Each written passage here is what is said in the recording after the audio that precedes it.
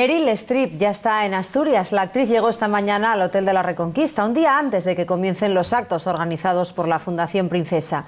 La Policía Nacional va a reforzar la seguridad en estos eventos ante la expectación que ha despertado la Premio Princesa de Asturias de las Artes. Ha sido una llegada no anunciada por la organización, será mañana la presentación oficial de la actriz, pero la expectación, como decimos, es máxima ante ese hotel.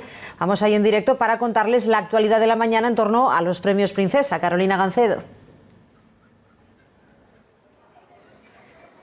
Pues sí, la inesperada aparición de Meryl Streep es lo más comentado en las inmediaciones del Hotel Reconquista. Como dices, hasta mañana no veremos, no será ese posado oficial de la actriz, pero el protagonismo de todos los actos programados este martes se lo llevan los científicos Bonnie Bassler y Peter Greenberg. Ambos han desvelado los mecanismos de comunicación entre las bacterias. Esta mañana, en una entrevista a TPA Noticias, el científico estadounidense Greenberg afirmaba que sus logros en sí no salvan vidas de forma directa, aunque sí de manera indirecta contribuyen a resolver un problema de salud mundial como es la resistencia a los antibióticos que mata a 700.000 personas al año en el mundo. Nosotros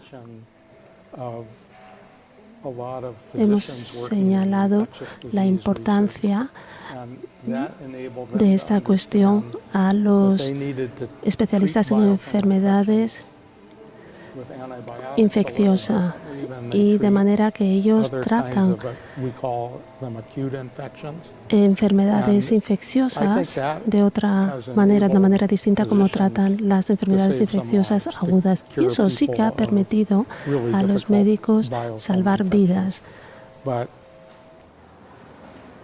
Después de esta entrevista, los científicos Greenberg y Bassler se han ido corriendo a la fábrica de La Vega, donde han compartido conversación con un grupo de estudiantes de distintos centros educativos de Asturias. Con ellos han charlado sobre la vida secreta de los microbios.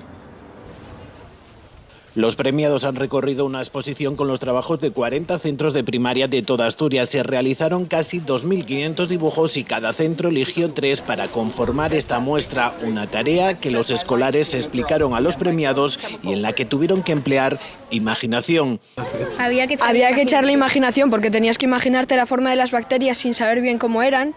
También como nos hablaron un poco de su comunicación, pues tenías que imaginarte también un poco cómo dibujar la forma de comunicarse y todas las bacterias. Lo que intento representar en mi dibujo sería que las bacterias pueden estar en cualquier lugar, por ejemplo, como en un prado, un volcán o un sitio con flores. Pues yo dibujé la comunicación, cómo se pueden juntar, pero al contrario, también se pueden separar. Hubo momentos de complicidad y los premiados les dieron la enhorabuena, asegurando que demostraban que habían entendido el trabajo que desarrollan los científicos.